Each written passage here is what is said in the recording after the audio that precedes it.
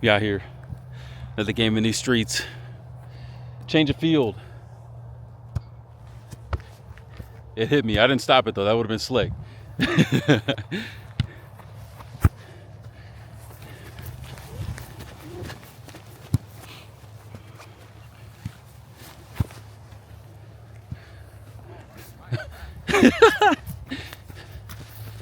We got a couple guys out here testing these new cleats for the first time. They're super light, and I feel like they're molding to my feet pretty quickly, so I'm gonna have to tie them tighter because I'm not trying to suffocate my feet in these 13 and a half wides, but they got room. So I will have to at least ensure I'm not busting a leg out here or an ankle.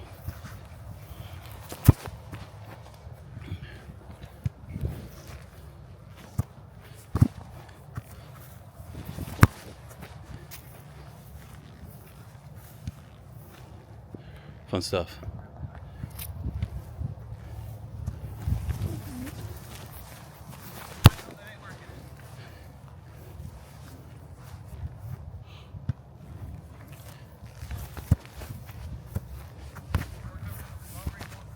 Huh?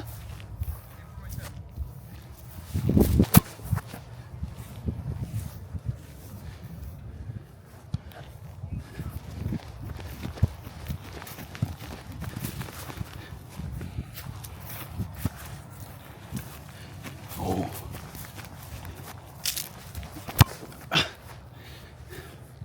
Boo.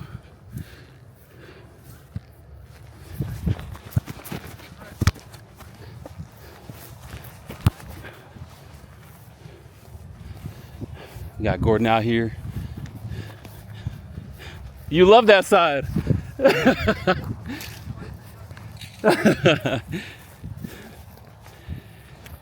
We getting warm now. I might have to shed one or two of these layers. Game time.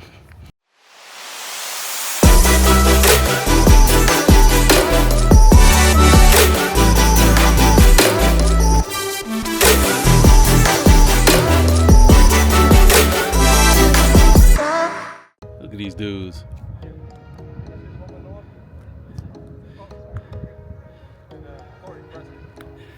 Press? Yeah. Press me. Try to get the ball back. So I get the ball from a no. I turn around, I'm on my strong foot. You try to get the ball back. Okay. And I'm calling you here. See how like I'm always gonna have position? Uh-huh. You overcommit to this side, you roll out. Okay. Overcommit to the other side, you can roll out. Okay. See how you hold possession? Just working that. No one bigger than you can beat you if you're just keeping the ball here. No one's smaller than you. All right, here we go. So back.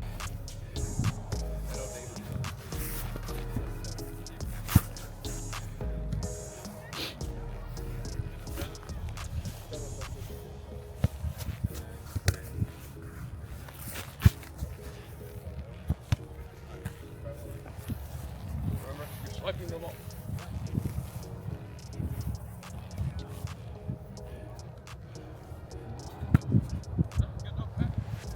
The punt.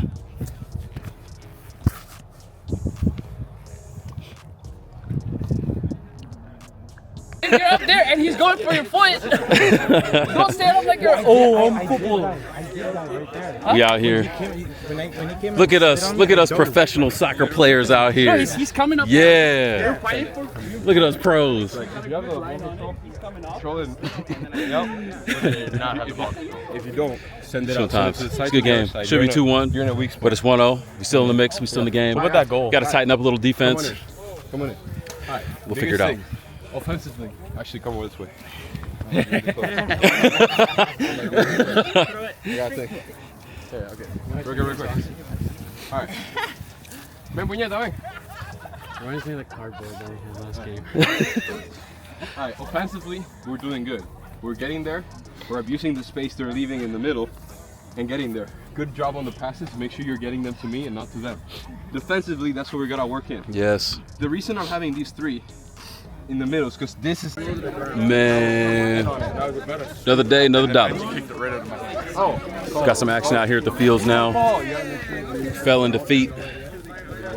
It's a good match, 2-1. We got David, who's out here. He's got blood for a sock right now. Wild times. Wild times. 2 goals. He scored 2 goals. He scored twice. He scored twice. But they didn't count. They didn't count, but it's okay. It happens sometimes. It should have been 2-2. We got Liam. He caught more than one ball today. But but he's good. He caught one, lost 2. But he's still standing, so he's good. He's good. He's good. Tough practice tonight. on the screen. Hey man. But outside of David, who always gets injured doing gymnastic stuff, you can't predict this. But outside of that, we're good, injury free, and now we go for 2 more hours of gymnastics. Got Junior Cardinals taking the field right now. About to do their thing. I'm gonna go see if Marcus is in the mix over here. I don't know if I see him. I don't think I see him. These might be the B League. This might be the B League team right here. Anyways, we heading to the gym. My man out here practicing his dive rolls. Bruh, you know how big I am and you push me? You know Momentum. you push Momentum. me? While we're Object in running. motion stays in motion. It's Newton's law. It's physics. Listen, physics. The ball was on the other side, outside the play already, and he still pushed me in front of the refs, and the ref said, It's like you with your hearing. "But with sight." Yeah. You break your arm. Oh man. Anyways, let's go to the gym.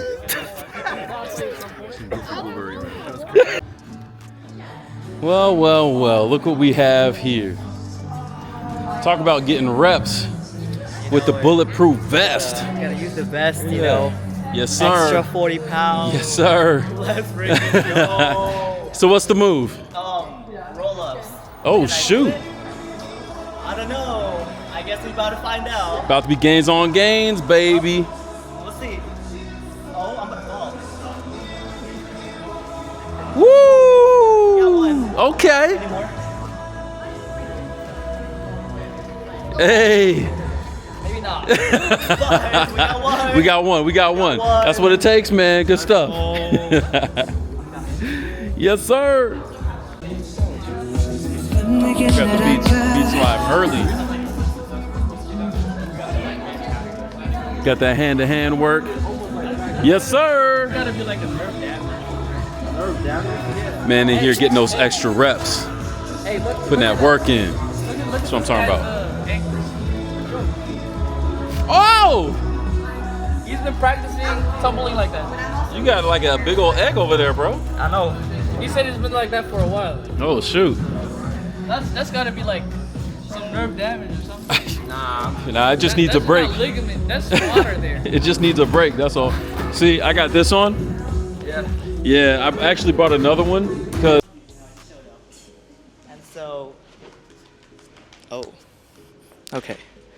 And so. Oh, nice. That was pretty much it. And I went to tryouts and I got in. Okay. Yeah. So you said that you started in aerials, but did you start with strap or did you start with a different aerial? I did not. So like with the open gyms, I actually tried out silks first, and I was just chilling in silks for like a week, and I was doing Lyra too for no reason. And then I found out straps is a thing, so I was doing straps with Megan for a bit, but that was after, like that was at the last day of tryouts actually. Oh, okay. Yeah. Okay. So, talk a little bit about what we were talking about in the podcast, how there's like a pain threshold that you have to build up for straps. Talk a little bit about that, and then how you built up the tolerance. So at first straps was like really bad. When you do a roll up, you immediately bleed out. But like after a while, you kind of build up that skin to it. And so after a year, I'd say, like every time I do a roll up, it'll hurt, but like that's it. It won't really leave that much of a mark. Well, it might once in a while, but it'll heal up really fast within like a week, I think. Yeah, it's pretty much gone. Well, take your word for it. Okay, and then my favorite thing that I learned in this podcast was that you had a period of time where you were like, oh, I don't know, I think I'm kind of done with straps, and then you did a little something to like get you going. Tell us what you did and why you did it. So around winter break, I kind of lost motivation to do straps. I didn't feel like doing it anymore. And so I was like, I still want to do it though. So I started an Instagram account for no reason to help me keep pushing on, to post my progress, like a diary journal thing. And so I did that and it helped a lot, pretty much.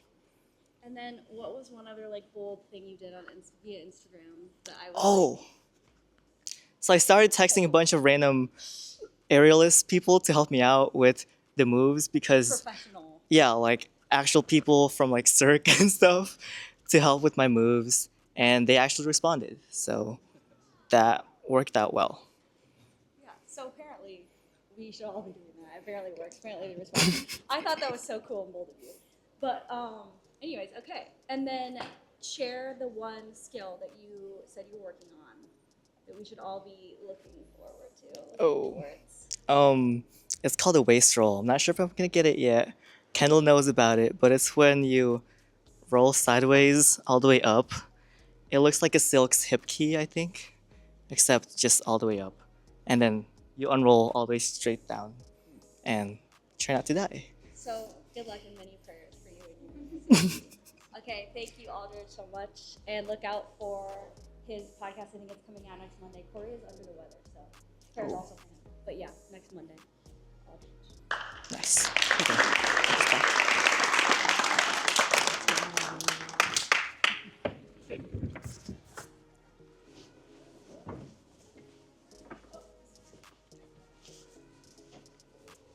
I am who you say I am.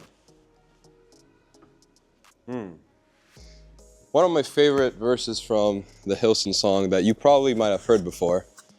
I am who you say I am. Now, before I get into the actual next question that I'll ask you for this next week, I'm gonna get into the surprise section. I'm gonna ask Caden, Dre, Ollie, and Osano to come up here. Just real quick.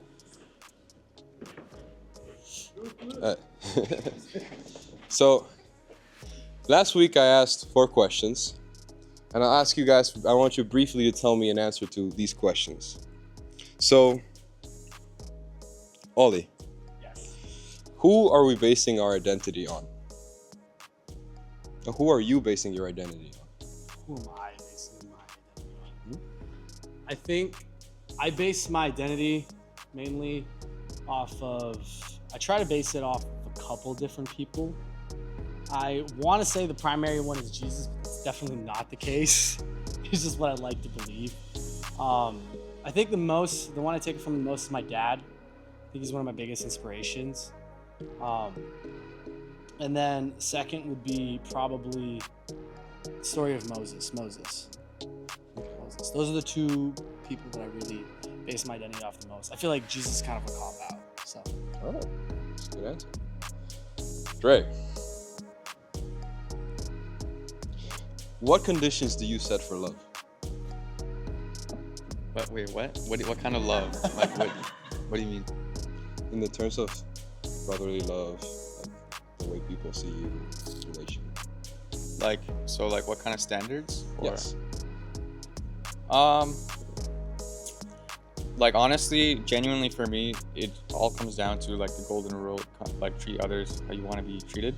So it's like I have a high emphasis on like I really don't like this might sound harsh, but I don't like people who I don't like slackers, because I would never want to be seen as slacking off, and so I wouldn't really want to expect that from someone else. And it's like I love them the same, but from like if it's someone that I want to have a deep relationship with, like it's something that I try to work with someone on, because like I always try to see the best in myself, and I would say I try to, when I'm building a relationship with someone, I want to look for those factors in me. Okay, that's a good answer. Tell me, Kaden, what gives you value? What gives me value?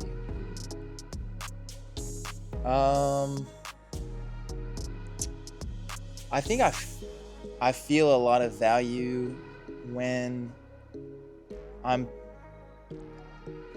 pursuing something I'm passionate about. And like, I don't know, I really feel like the more I give, the more I receive in life. So I try to give and give and give. And I do believe that, when Jesus says it's more blessed to give than to receive, I kind of try to put that to the test in life, because naturally I just want to take, and that's kind of a selfless or selfish form of love. But I really have found out, like, if I treat people good when I don't think they deserve it, or whenever I go out of my way to do something really kind for someone, then I feel better for that, and it makes me feel valuable. It makes me feel like I have value. So, All right, the last question is, how do you think God views you right now compared to the way you view yourself? I think God views me as he does everyone else. He views us through the lens of Jesus, which I am grateful for. And so I think inherently that's different from how I view myself. It takes work to view ourselves the way God views us. It's just a human thing. So I think we're all works in progress in order to see ourselves as God sees us. All right, thank you guys. We'll go back. All right. So, as I said before, I am who you say I am. Now, the first 4 questions I asked last week, I'll be now giving you a one big question. And actually, to encourage an answer from you, we'll do a little bit of an interview here as well, real briefly. And I actually want to see what answers you guys have. If you're not comfortable, of course, I'm not going to put you on the spot. But I have the next question for you. You see, we are a family. And even within this family, we have even smaller families that we're close to, because naturally that's the way we go around life. We can't be close to everyone. Even Jesus, out of the 70 people he sent out, he was close to 12, and out of those 12, he has even closer to 3, and out of those 3, there was one that was the loved one. We cannot hold 50, 60 people as close friends. Nevertheless, who are we surrounded by really changes our perspectives. You see, Proverbs 15 says, "For the wise seek counsel."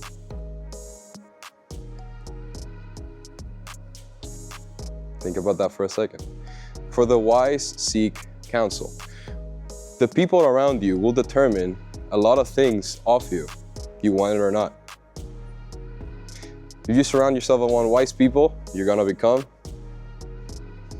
logically. And if you surround yourself around stupid people, you're gonna become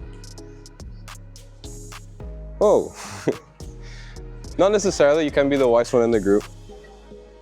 So I want to raise you guys with this next question. How have the people around you shaped the perspective of how you see yourself compared to God's perspective? I'll ask you one more time. How have the people around you shaped the perspective of how you see yourself compared to God's perspective? I want you guys to think about it. Biblically prove your answer, and that will be even greater. Now let's have a great practice.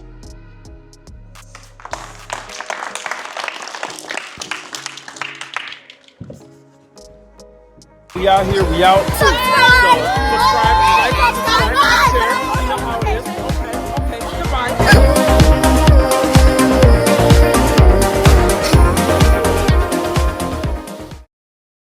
Woo! Tough practice. Hey, we out here. We made it. We made it.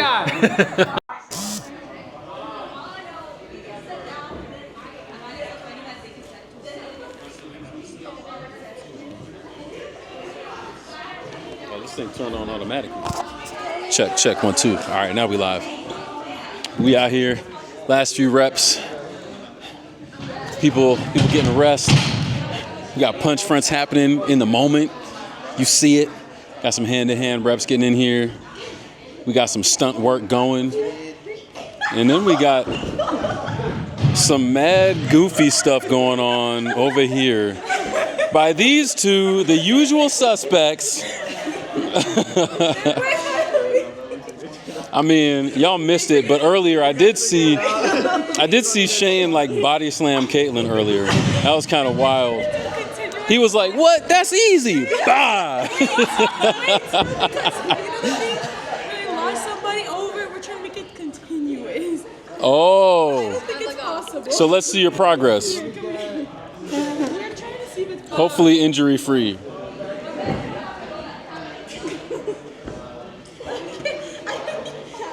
And now you got to do a back suplex. How you gonna do it from there?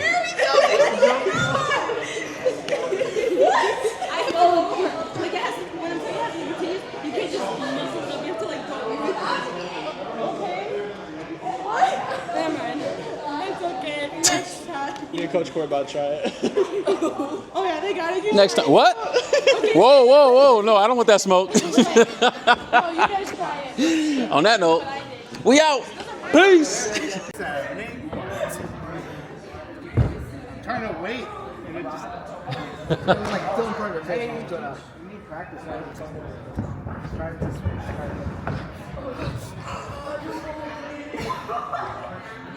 5, 6, 7, 8. I wait too long. Well, you also don't want to be that. Like standing up for me is going to be very difficult. That's like the Atlas move right there.